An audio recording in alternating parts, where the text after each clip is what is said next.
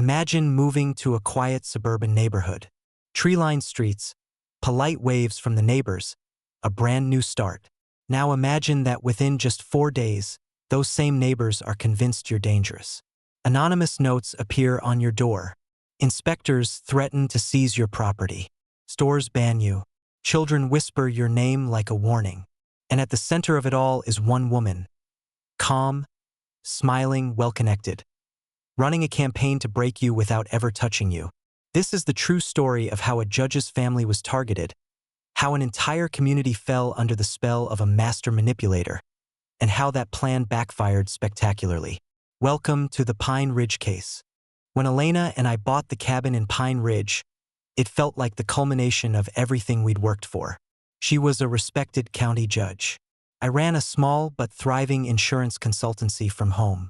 We were looking for quiet weekends, fresh air, and the kind of small-town civility that big cities have lost. Catherine Stone was the first to welcome us.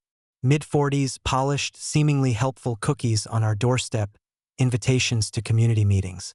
She knew every regulation, every neighbor, every birthday. We thought she was a model resident. But from day one, she watched us with a precision that went beyond friendliness. She asked pointed questions about our schedules, our insurance, our security system. It felt like an audit disguised as hospitality. Within a week, the tone shifted. We received notices of supposed zoning violations and surprise inspections.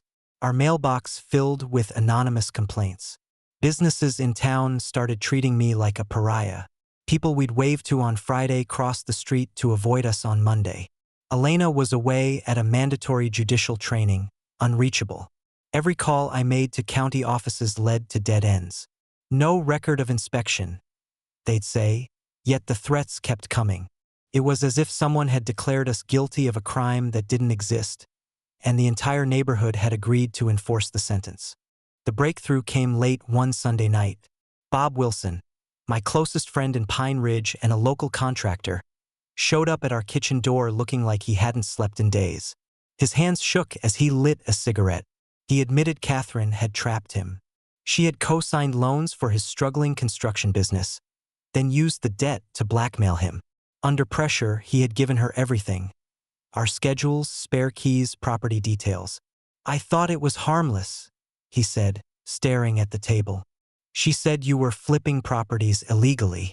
She said she was protecting the neighborhood. Bob wasn't protecting the neighborhood. He was protecting himself.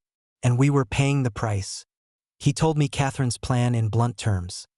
Sign over the cabin to her for a fraction of its value or face a ruinous inspection Monday morning. Months of carefully laid groundwork were about to peak in a single public humiliation.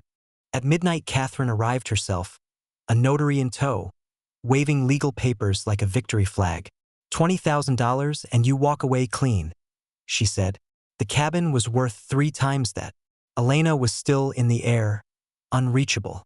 My savings were already drained by fake penalties. Catherine had me cornered. I remember staring at the papers, thinking, this isn't about a house. This is about power. She's trying to destroy a judge's family to settle an old score. But I still didn't know what the score was. Monday morning was theater. Unmarked vans arrived. Men in generic uniforms stepped out with clipboards. 30 neighbors assembled like an audience at a public execution. They tried to enter with the spare key Bob had given them, but the lock jammed. An inspector muttered about a technical issue. The crowd began to murmur. Sarah Mitchell, Catherine's staunchest ally, called County Dispatch for verification. The answer echoed over the speakerphone. No record of any inspection, no authorization for that address, no assigned inspector. The illusion began to crack. Eyes turned toward Catherine. For the first time, doubt seeped into the mob. Officer Smith rolled up, the senior officer on duty. 3 years on the force, clean reputation. He took statements, verified IDs, called dispatch himself. Same result, no authorization. He began writing an incident report. Then my phone buzzed. A text from Elena. Landing now. Taxi to the cabin. Hold on. 15 minutes. 15 minutes later, a black sedan glided into the development. Elena stepped out wearing her full professional armor. Sharp black suit, county court ID pinned to her lapel, leather briefcase in hand. The effect on the crowd was nuclear. Conversations died mid-sentence. Parents pulled their children close. People who had spent 4 days treating me like a criminal suddenly realized they'd been targeting a judge's family. Catherine went pale. Her entire plan had been built around Elena being out of reach. Now Elena was here, and the game had changed. Elena greeted Officer Smith like an old colleague. She presented her credentials and, in a voice calm enough to freeze steel, stated, "I understand there has been confusion regarding my family and property involving false inspection claims and harassment campaigns." Smith straightened like a soldier reporting to a general. Around us, the crowd whispered, "A county judge? We've been attacking a county judge's family? Oh my God." Then Elena revealed the kicker. "Catherine Stone," she said, "convicted in my courtroom 3 years ago for defrauding elderly residents through fraudulent property investments. Sentenced to 2 years, served 18 months, currently on 3 years supervised probation." The gasp from the crowd was audible. Faces that had been hostile turned horrified. Sarah Mitchell's mouth hung open. Tom Mitchell literally stepped back from Catherine as if she were contagious. Smith's radio crackled. "Probation violation confirmed. Detective unit en route." Catherine tried one last time to assert control. "This isn't over. I have constitutional rights. Judges can't railroad citizens for personal revenge." Elena's reply was ice cold. "You've just confessed to criminal conspiracy in front of multiple witnesses and a police officer. Other people will handle your case. Not me." Detectives arrived minutes later. Catherine's handcuffs clicked shut in front of the same neighbors she had manipulated. The public trial she had staged for us became her own arrest scene. The legal process moved fast. Within 48 hours, Catherine appeared before Judge Williams in an orange jumpsuit. The sentence was decisive.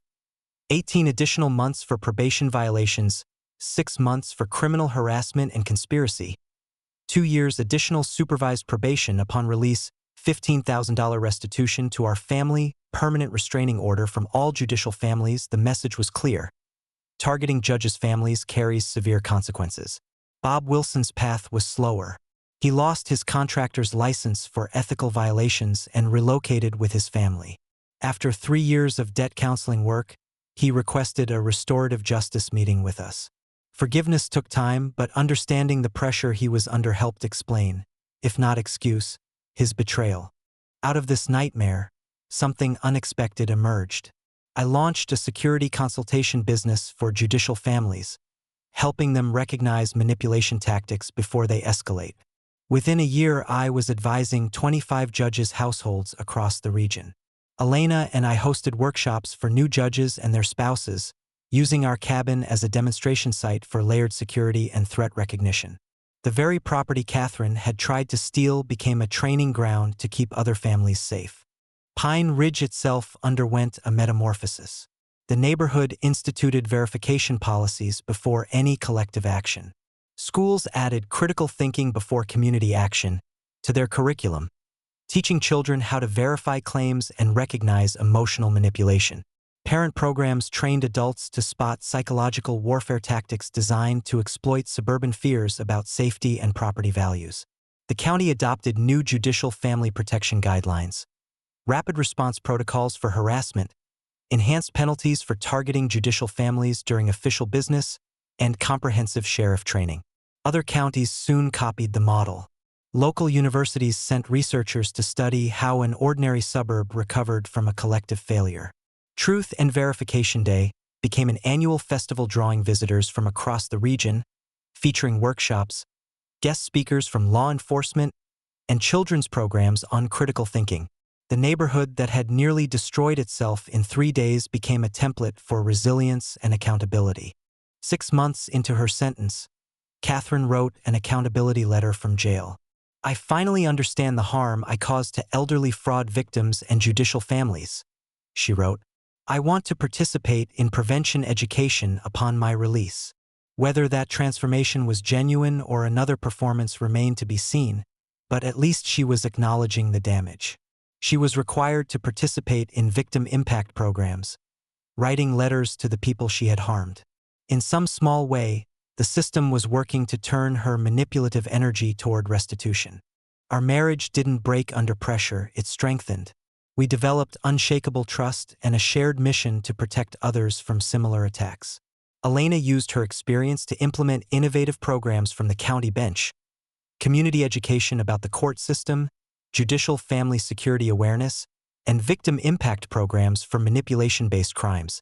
Looking back, I can honestly tell county supervisors, evil intended to destroy us created something beautiful: community protection, judicial security, and educational programs benefiting thousands of families.